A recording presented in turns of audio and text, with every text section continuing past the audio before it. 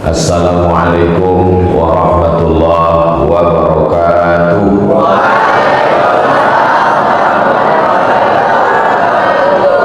Anak raja memakai katun dipakai kancing peniti. Saya tidak lagi berpantun karena sudah dihabiskan Ibu Suryanti. Itu sekedar menjawab pantun, melanjutkan tradisi berbahasa saja supaya adik-adik terbiasa membuat pantun. Buat pantun ini sebetulnya sederhana. Jadi dia 4 baris. Yang dibuat pertama itu baris kedua yang di ujung itu. Baris yang kedua di ujung itu duluan dibuat, baru yang 2 di atas itu menyusul. Jadi idenya yang 2 di ujung itu apa misalnya yang mau kita buat? Apa yang mau kita buat? Misalnya mau kita buat begini. Bapak Ahmad Ali. Ujungnya kan I. Baru baris yang kedua calon gubernur. Ujungnya kan UR. Nah, tinggal membuat yang baris di atas itu I dengan UR. Kalau tuan pergi ke kali, jangan menangkap ubur-ubur. Karena ubur-ubur nggak ada di kali, ubur-ubur kan di laut. Nah itu jadi li dengan ur. Kalau tuan pergi ke kali, jangan menangkap ubur-ubur. Ini Bapak Ahmad Ali, dia ini calon gubernur. Ini contoh cara buat pantun. Jadi cara itu bukan yang atas itu duluan, yang bawah itu duluan. Misalnya ini Ibu Suryanti, dia calon bupati, maka tinggal mencari, ini paling mudah lagi, ti tinggal ti. Kalau tuan beli peniti, jangan disimpan di dalam laci. Ini Ibu Suryanti, dia ini calon bupati. Jadi cara membuat itu simpel sekali. Kira-kira adik-adik sudah bisa? Misalnya mau dibuat yang ketiga, memang susah membuat pantun kalau kita belum sarapan. Kalau membeli kain katun untuk teman, memang susah membuat pantun kalau kita belum sarapan. Ini tausiah atau belajar pantun? Alhamdulillah. Allahumma sholli ala Sayyidina Muhammad wa ala ali Sayyidina Muhammad. Ada badan antariksa Amerika namanya NASA. Menurut NASA, ini ada batu meteor besar yang mau melewati bumi. Jadi ketika batu meteor ini lewat di bumi, semua besi-besi yang ada di bumi ini nanti tertarik. Sama seperti kita punya besi berani, lalu kita letakkan di atas pasir, maka semua besi-besi yang ada di pasir itu tertarik, tersedot semua. Maka hati-hati yang punya behel. Bayangkan pas tidur tiba-tiba tertarik. Mohon maaf yang punya behel, jangan pusing. Semua besi-besi tertarik oleh batu meteor ini, dan semua kertas-kertas terbakar. Jadi begitu kita bangun, tisu sudah tidak ada lagi. Dan begitu kita terbangun, semua buku-buku adik sudah, buku itu catatan sudah hilang semuanya. Dan begitu terbangun, handphone sudah tidak ada. Yang paling saya sedihkan, cincin saya ini pun hilang, tersedot. Pertanyaannya, begitu kita besok bangun pagi, alhamdulillahilladzi ahyana ba'da ma amatana wa ilaihin nusyur, semua agama di dunia kehilangan kitab suci. Karena kitab suci tersimpan di besi dan di kertas. Yang di kertas buku, di besi handphone. Aplikasi hilang, handphonenya hilang, internet hilang. Tapi ada satu kitab suci yang tidak hilang. Kitab suci apa? Kitab suci itu tidak di handphone, tidak di besi, tidak di kertas. Karena kitab suci itu ada di kepala santri pesantren Al-Murad. Kira-kira yang saya sampaikan ini masuk akal atau tidak? Bagi yang ada akalnya. Bagi yang tidak ada akalnya, dia bilang tidak masuk akal. Karena memang orang yang wajib sholat itu baligh berakal. Maka kata Allah, inna nahnu nazzalna dzikra wa inna lahu lahafizun. Kami yang menurunkan Al-Quran ini, kami yang akan menjaga Al-Quran ini. Silakan batu meteor datang mengambil besi-besi, ambil semua besi. Silakan batu meteor datang membakar kertas-kertas, bakar semua kertas. Tapi Al-Quran tidak bisa hilang, karena dia tidak di kertas, karena dia tidak di besi, dia ada di hati dan di kepala para penghafal Quran. Pesantren Al-Murad, Lubuk, Banggai. Anak Anda ingin menjadi penghafal Quran, daftarkan segera. Ingat, kuota terbatas, limited edition. Saya sudah sampai ke pesantren Al-Murad. Pemandangannya indah. Kalau tuan menutup aurat sampai ke dada. Kalau mau datang ke pesantren Al-Murad, tolong jangan naik sepeda.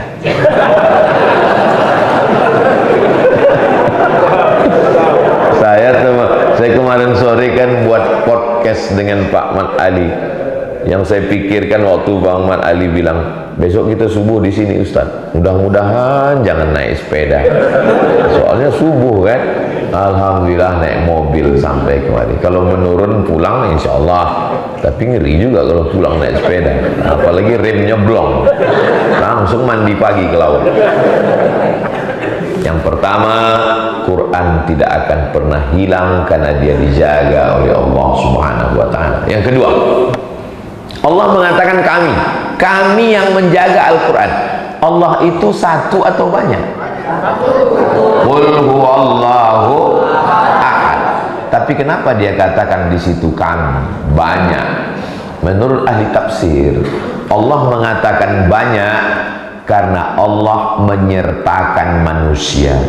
Kami yang menjaga Al-Quran ini. Maksud Allah, aku dan para penghafal Quran yang menjaga Quran ini.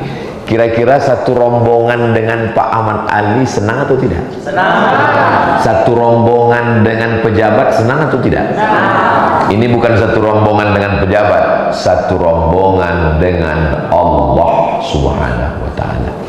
Siapa yang satu rombongan dengan Allah? Inna nahnu nazzalna dzikra wa inna lahu lahafizun.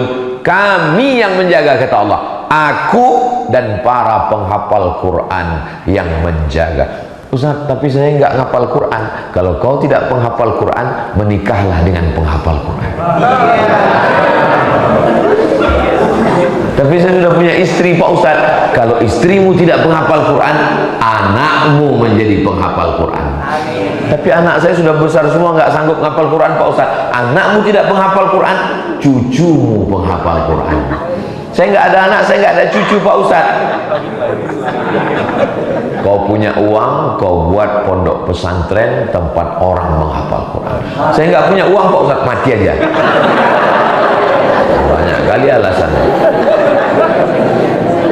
Usahakan kita punya ada hubungan dengan penghafal Quran. Makanya ini yang berada di hadapan saya ini adalah rombongan bersama Allah Subhanahu wa Ta'ala. Kertas ini terbuat dari apa? Dari bubur kayu. Kayu dipotong di hutan, dimasukkan ke pabrik, di blender, macam blender cabai, lalu jadi bubur. Bubur kertas ini warnanya hitam, seperti dodol. Kenapa bisa jadi putih? Dicuci dengan batu kapur. Akhirnya warna hitamnya numpuk, itulah dia jadi limbah pabrik kertas. Sedangkan bubur putih jadi kertas. Kertas kualitas, high quality kertas yang paling bagus, ekspor ke Eropa, Amerika, Korea, Jepang. Kertas nasibnya macam-macam. Ada kertas yang nasibnya di lantai, itulah dia catatan sana. Ada kertas yang nasibnya di meja, inilah untuk ngelap mata Ustadz Somad. Ada kertas yang nasibnya di istana raja, selamat menempuh hidup baru untuk kedua mempelai. Ada nasib kertas yang kurang bagus di toilet.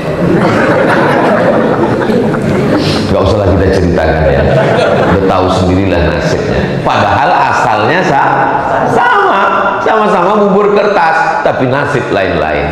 Tapi ada satu kertas yang tidak boleh disentuh kecuali orang yang berwudu. Kertas apa itu? La yamassuhu illal mutahharun. Tidak boleh disentuh kecuali orang yang suci berwudu. Tidak boleh dipegang, tidak boleh dibawa, tidak boleh dibuka. Dan ketika kertas itu dipeluk, dicium, dibuka oleh qari, kertas asalnya sama. Tapi kenapa kertas itu berbeda? Bukan karena asalnya, bukan karena warnanya, bukan karena harganya, tapi karena di dalamnya ada Al-Qur'an. Ada Al-Qur'an. Kalau kertas saja yang tak ada harganya bisa naik derajatnya karena Al-Quran, apalagi hati dan pikiran para santri yang ganteng-ganteng, yang bajunya hijau pucuk pisang. Bagus sekali. Kalau mau mata awet, sering-sering lihat warna hijau. Itu pesan Nabi Muhammad SAW yang disaripatikan oleh Imam Abu Hamid Al-Ghazali. Itu makanya karpet Taman Raudhah hijau, pakaian sutra penghuni surga hijau, kubah Masjid Nabawi hijau, dan baju santri pesantren Al-Murad hijau. Kalau nyumbang pakai duit warna merah, hijau 20.000. Saudara yang dimuliakan Allah, saya pakai poin subuh ini, pakai poin 1, poin 2, poin 3 supaya apa? Supaya santri mudah menghafal, karena ini yang saya sampaikan ini akan keluar dalam UAS, ujian akhir semester. Yang pertama, Quran tidak akan hilang walaupun meteor datang mengambil besi dan kertas. Yang kedua, Allah menyertakan kalian dalam rombongannya. Yang ketiga, bahwa Allah Subhanahu wa ta'ala mengangkat derajat kertas yang rendah, yang hina, yang di toilet, tapi ada kertas yang tinggi karena di dalamnya ada Al-Qur'an. Saya dibawa ke Sulawesi, ke tempat gua yang cantik dan indah, batu-batu menetes air menjadi kristal, menjadi batu, cantik di dalam. Tapi gua ini tidak menjadi sejarah. Saya pergi ke gua di Sumatera, cantik, bagus, tapi ada gua yang ruangannya biasa saja, tempatnya tinggi, panas terik, semua orang ingin ke sana. Apa kelebihan gua ini? Tidak ada air yang menetes, tidak ada kristal, tidak ada cuaca yang sejuk. Gua itu bernama Gua Hira. Di mana gua yang paling banyak? Di Jakarta. Siapa lu, siapa gua? Tapi gua ini poin yang keempat. Gua ini dicari orang dan semua orang akan ingin sampai ke sana. Panjang umur, sehat badan, mudah-mudahan kita bisa datang ke gua ini. 5 ayat turun di situ. Iqra bismi rabbikal ladzi khalaq, khalaqal insana min 'alaqin, iqra wa rabbukal akramul ladzi 'allama bil qalami 'allamal insana ma lam. Begitu banyak gua yang cantik, yang indah, gua kristal, gua emas, gua batu, gua air, tapi gua yang menjadi tujuan seluruh manusia di dunia, Gua Hira. Kenapa Gua Hira menjadi tujuan? Karena di situ diturunkan Al-Qur'an. Berikutnya poin yang kelima. Muharram, Safar, Rabiul Awal, Rabiul Akhir, Rabiul Awal, Rabiul Akhir, Rajab, Sya'ban, satu-satunya bulan yang ada dalam Al-Qur'an. Bulan apa? September. Syahrul Ramadan. Padahal Ramadan bulan puasa, tapi setelah kata Ramadan bukan saum. Syahrul Ramadan, bulan Ramadan yang paling enak makan, tapi yang disebutkan dalam ayat ini bukan buka puasa. Syahrul Ramadan alladzi unzila fihil Qur'an. Allah menyebutkan Ramadan bukan karena di Ramadan ada puasa, bukan karena Ramadan lahir Nabi, bukan karena Ramadan Isra Mi'raj, tapi Ramadan turunnya Al-Qur'an. Kalau engkau mulia seperti Ramadan, Kau disebutkan Allah, dan kemuliaan Ramadan itu karena Al-Quran. Mulia karena harta, harta akan binasa. Mulia karena kuasa, kuasa akan sirna. Mulia karena rupa, rupa akan berubah. Tok, tua, ompong, peot. Tapi mulia karena Al-Quran akan kekal abadi. Maka adik-adik insya Allah kalian menjadi para penghafal Al-Quran. Kalian mulia karena Al-Quran insya Allah. Amin ya Rabbal alamin. Berikutnya yang ke, saya seminar bersama Bapak Din Samsudin, Profesor Doktor. Salah satu narasumbernya orang Jepang, perempuan, muslimah. Profesor Jepang ini bercerita tentang buah mangga yang tumbuh di tanah yang sama, tapi buah mangga ini manis, buahnya lebat. Pohon ini buahnya kurang, nggak lebat, tumbuh satu-satu berbuah, asam. Pas diteliti, ditelusuri, kenapa buah mangga ini manis padahal buahnya sama, tanahnya sama, jenisnya sama. Kenapa yang ini manis, kenapa ini asam? Ternyata pohon mangga ini selalu dilewati kiai, dan kiai kalau lewat situ sambil ngulang murojaah bacaan Quran. Innallaha la yastahi an yadriba mathalan ma ba'udatan fama fawqaha fa ammal ladzina amanu fa ya'lamuna annahu haqqun min rabbihim wa ammal ladzina kafaru fa yaquluna madza aradallahu bihadza mathala yudillu bihi katsiran wa yahdi bihi katsiran wa ma yudillu bihi illa al-fasiqin. Pohon mangga ini tidak ada bacaan Quran. Ternyata bacaan Quran berpengaruh pada buah mangga. Buah mangga jadi pengaruhi Quran, apalagi kamu. Begitulah Allah Subhanahu wa ta'ala. Oh, ini nggak masuk akal, nggak logis. Orang yang mengatakan nggak ada efek ayat Quran terhadap buah mangga, pohon mangga, apa hubungan? Ustaz Somad ceramah jangan macam-macam. Al-Quran ini diturunkan Allah, zalikal kitabu la raiba fihi hudan lil muttaqin. Quran ini diturunkan lil muttaqin, bukan lil pohon mangga. Yang menjawab pertanyaan ini orang Jepang juga. Yang cerita tentang pohon mangga menerima efek Quran orang Jepang. Yang menjawab pertanyaannya juga orang Jepang. Ternyata orang Jepang buat penelitian, ini ayat Quran ini memberikan efek atau tidak pada air. Dituanglah air, lalu air ini dibacakan ayat Quran. Setelah itu dilihat dengan mikroskop. Ternyata di dalam air itu muncul molekul cahaya berwarna kristal bunga yang indah. Saya nggak percaya Pak Ustadz, mana bunga kristalnya? Yang punya handphone bisa ditulis tulisannya miracle of water. Kalau bahasa kampung kita, the miracle of water. Mana gambarnya? Setelah tulis miracle of water, kok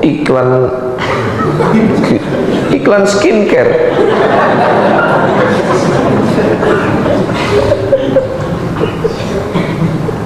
The miracle of water. Nah, jadi nulisnya mesti the miracle of water. Nama orang Jepang yang meneliti ini namanya Masaru Emoto. Bukan Ajinomoto. Masaru Emoto. Ini bukunya. Ini gambar kristal. Muncul bunga-bunga kristal di dalam air yang dibacakan ayat Al-Quran. Barulah kita paham. Oh, pantasan dulu guru Kiai Habib kalau diminta bacaan Quran, Bismillahirrahmanirrahim, Alhamdulillahirabbil alamin, Arrahmanirrahim, Maliki yaumiddin, Iyyaka na'budu wa iyyaka nasta'in, Shiratal mustaqim, Shiratal ladzina an'amta 'alaihim ghairil maghdubi 'alaihim waladdallin. Amin. Dibacakan. Diambil airnya, diteliti, nggak muncul. Kok nggak muncul? Orang botolnya ditutup. Ini mana ayatnya mau masuk ke dalam? Ya Allah. Saudara yang dimuliakan Allah Subhanahu wa ta'ala, maka pahamlah kita. Loh, itu kan air Pak Ustadz. Lalu apa hubungannya dengan pohon mangga? Ini pohon mangga, ini batang mangga. Coba buang kulit mangga itu, buang kulitnya keliling. Hidup apa mati? Mati pohon mangga. Kenapa mati pohon mangga? Karena air tidak bisa disedot dari akar naik ke atas. Jadi istinya pohon kelapa, pohon mangga itu kenapa hidup? Karena ada air. Air itulah yang dibacakan ayat Quran. Airnya berubah jadi manis kalau bagi orang yang susah percaya. Tapi bagi orang yang mudah percaya, dia nggak perlu tahu prosesnya. Innama amruhu idza arada syai'an ayyaqula lahu kun. Selesai masalah. Berikutnya yang ketujuh. Ustadz, kami nggak bisa nulis Pak Ustadz. Yang punya buku tulis, yang nggak bisa nulis nggak apa-apa, karena ini bisa ditonton ulang di channel Ustadz Abdul Somad Official. Subscribe, like, share, and comment.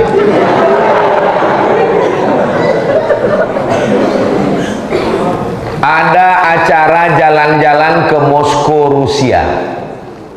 Yang bisa ikut acara tour ini masuk ke museum. Sampai di museum akan melihat lukisan klasik dan melihat lukisan klasik sambil mendengar suara musik klasik Beethoven dan Mozart. Sampai di dalam melihat. Tapi saya tidak bisa ikut ini. Tidak boleh ikut acara tur ini. Karena acara tur di Moskow, Rusia ini hanya boleh diikuti, adik-adik pun tidak bisa ikut. Karena syaratnya mesti hamil 5 bulan ke atas. Kenapa yang boleh ikut tur di Moskow ini ibu hamil? Karena menurut dokter SPOG, spesialis objin. Objin itu maksudnya kandungan, bukan spesialis jin. Spesialis kandungan. Anak yang ada di dalam, janin yang ada di dalam, itu mesti mendengarkan suara-suara yang lembut. Dan suara yang lembut itu adalah musik klasik. Musik klasik itu diantaranya adalah Mozart dan Beethoven. Makanya jangan ibu hamil mendengar lagu Keong Racun Kucing Garong, karena itu tidak sesuai dengan anak di dalam. Maka ibu-ibu hamil pun masuk. Ibu hamil, ada orang sekarang ngejek ibu hamil, lewat ibu hamil dia ejek, kukira kura-kura, kata. Nggak boleh ngejek ibu hamil. Melihat ibu hamil, mereka adalah ibu kita. Melihat anak kecil, mereka adalah anak kita. Melihat anak perempuan, mereka adalah anak kita. Melihat anak orang, ingat anak kita, bagus. Melihat bini orang, lupa bini kita, itu tidak bagus. Yang ketawa santri pula, kayak paham aja kayak.